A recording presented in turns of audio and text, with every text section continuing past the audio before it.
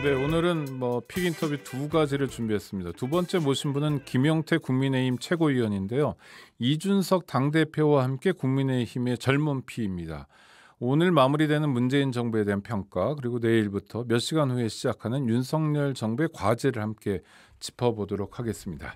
스튜디오에 나와 계십니다. 김용태 최고위원, 안녕하세요. 네, 안녕하십니까, 김용태입니다. 네, 제가 개인적으로 궁금한 건 환경공학이나 이런 쪽 에너지, 생태 이런 쪽에 공부를 하신 분으로 알고 있는데 맞죠? 예, 맞습니다. 근데 국민의힘은 이미지일지 모르지만 좀 환경하고는 약간 거리가 있는, 특히 보수는 환경보다는 이렇게 효율이나 생산성 이런 걸 생각하는 경향이 있는데, 그런 면에서 단지 나이만이 아니라 정말 젊은 피로서 제대로 된 수혈 같아서 반가운데, 근데 그런 쪽으로도 본인의 어떤 사명이랄까 정치적 태도를 가지고 계시는 거죠? 예, 그렇습니다. 기후 변화라는 것이 짧게 설명드리면 인류의 생존과 직결되는 부분이니까요. 그렇죠. 네. 결국에는 국민의 생명과 안전 보장을 해야 되는 거니까 보수랑 더 맞고요.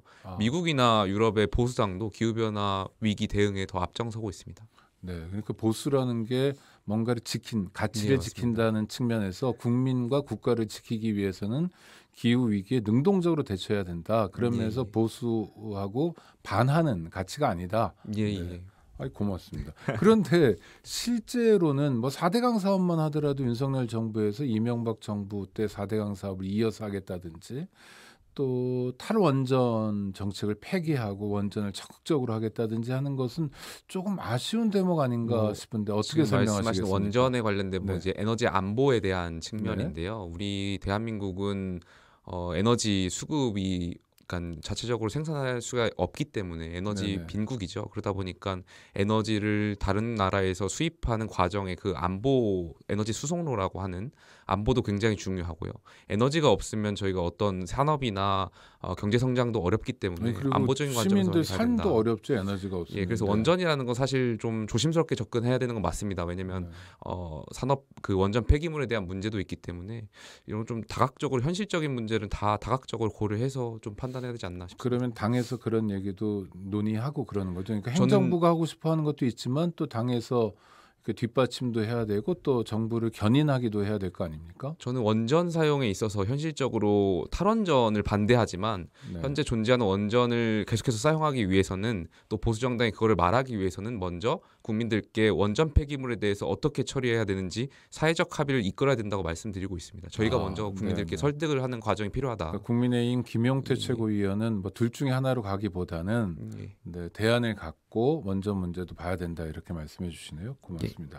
오늘 모셨던 건 이제 문재인 정부도 평가해보고 또 새 정부도 전망해보는 건데요. 문재인 정부를 평가하신다면 총평이랄까요? 네.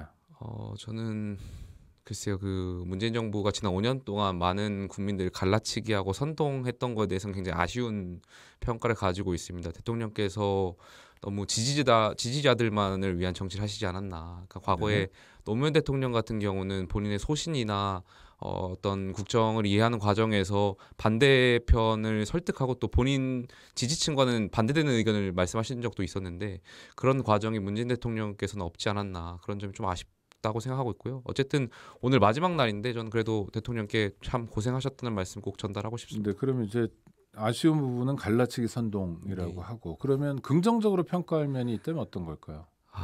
참 어려운데요. 어렵습니까? 네.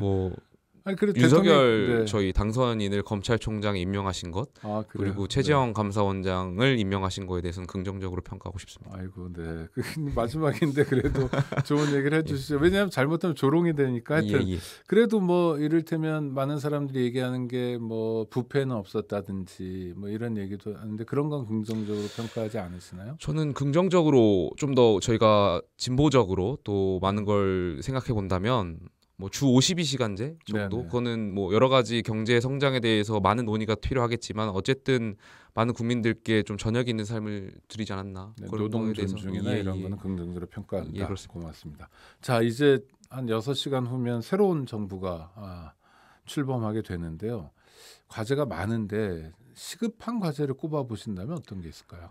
저는 사회 신뢰 시스템을 복원해야 된다고 신뢰 생각합니다. 시스템. 왜냐하면 어떤 의미입니까? 말씀하신 대로 네. 아까 지난 5년간 문재인 정부에서 무너진 신뢰가 굉장히 많기 때문에 가령 이번 대선 과정에서 선거관리위원회죠. 헌법기관인 선관위가 부실 선거 논란에 휩싸였단 말이죠. 네. 그러니까 우리 헌법 헌정사와 함께했던 선관위의 이 축적된 모든 기술 어떤 능력이나 이런 것들이 지난 대선 과정에서 국민들로부터 신뢰받지 못했다는 점. 그 선거가 부정선거라고 규정하지 저는 않는데 부정선거는 아직까지 아니라고 아닌데 생각하고 부실선거에 관리가 대한 부실했다. 네, 예를 네. 들면 그렇고요. 뭐 사회 전반에 대한 신뢰 시스템이 많이 무너지지 않았나. 이것을 때로는 정의라고도 할 수 있겠고요. 공정이라는 이름으로도 할 수 있겠지만 이러한 부분을 좀 빨리 복원해서 대한민국의 축적된 역사를 다시 좀 세계적으로 알릴 필요가 있지 않나. 신뢰 시스템이 무너졌다는 건 굉장히 큰 일인데요. 그러면 예. 이걸 복원하기 위해서 구체적으로 윤석열 정부가 어떤 데 역점을 둬야 됩니까? 뭐 예를 들면은 지금 검수완박이죠. 민주당이 입법 독주를 통해서 한 검찰 수사권 완전 박탈도 사실 검찰의 수사권에 대한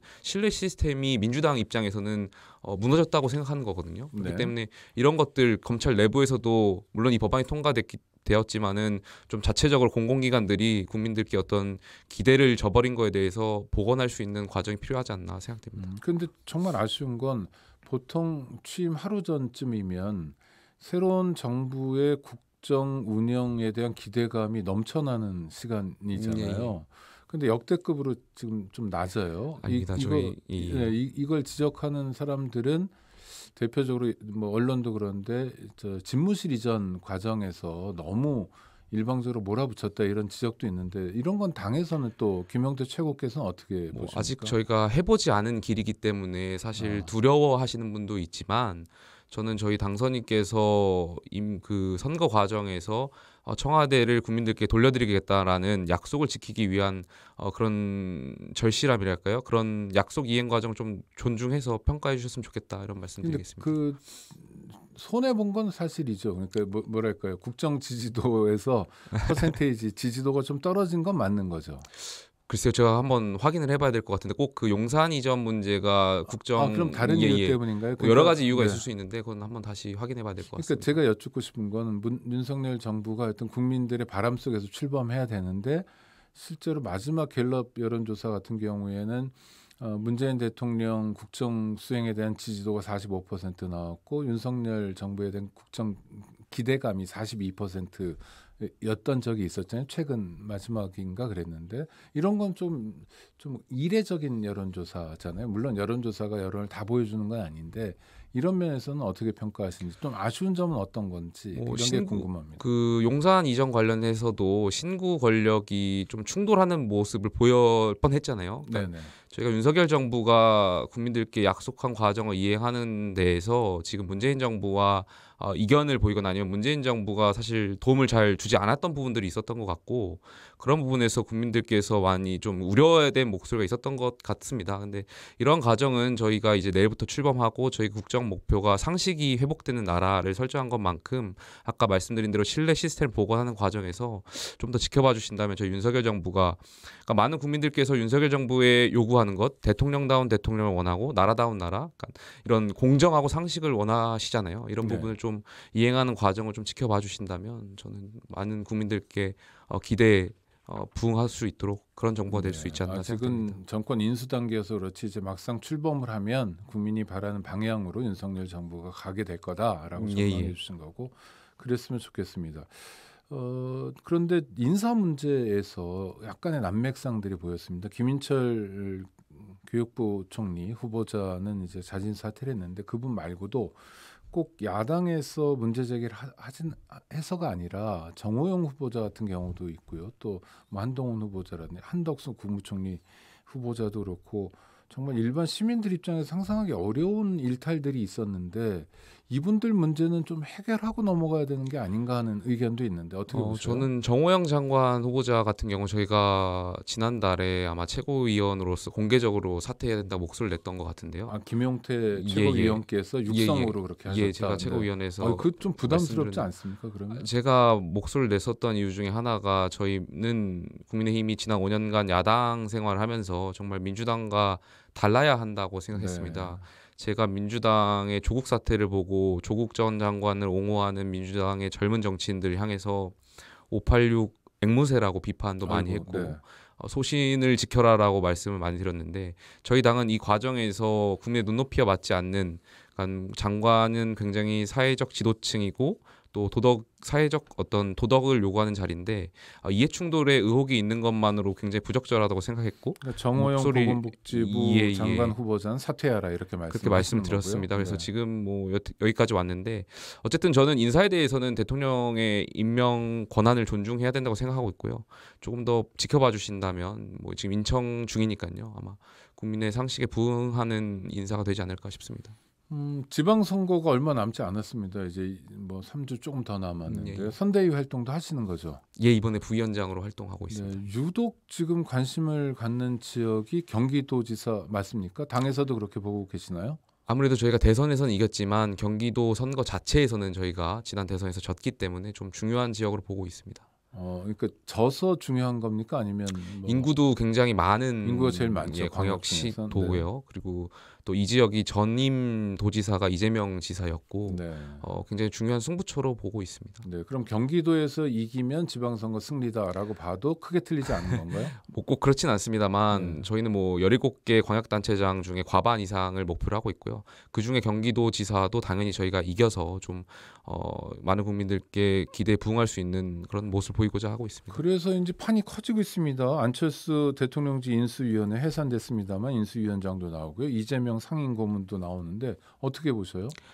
저는 제가 아침에도 다른 곳에서 말씀을 드렸는데 이재명 지사께서 개항을이죠. 재보궐에 나오는 것은 저는 본인 스스로 정치적인 사망 선고를 했다고 생각되거든요. 네. 왜냐하면 과거의 대통령 후보자들이 패배하신 분들이 짧게는 2년, 많게는 3년, 길게는 3년 이렇게 본인을 리프레시하는 과정도 거치고 그런 시간이 필요했다는 것이죠. 근데 그런 이유는 다 있었다고 생각되고요. 이재명 후보께서 지금 민주당의 지방선거 총괄선대위원장도 같이 겸하고 계신데 만약에 이번 지방선거에서 민주당이 패배한다면 어떤 형태로든 책임을 지셔야 될 거라고 생각되고요. 또 앞으로 총선도 있고요. 또 다른 지선이 있습니다. 대통령 선거 전까지. 네, 그렇죠. 지선 2번과 총선이 한 번 남아있기 때문에 책임지실 일밖에 남지 않았다. 그래서 저는 이번에 재보궐에서 이재명 후보께서 이긴다고 하시더라도 저는 결과적으로는 정치적으로는 굉장히 리스크만 안고 적절하지 않다라고 생각됩니다. 알겠습니다. 국민의힘 최고위원입니다. 김용태 최고위원 모시고 문재인 정부에 대한 평가 또 윤석열 정부에 대한 전망 들어봤습니다. 감사합니다. 네, 감사합니다.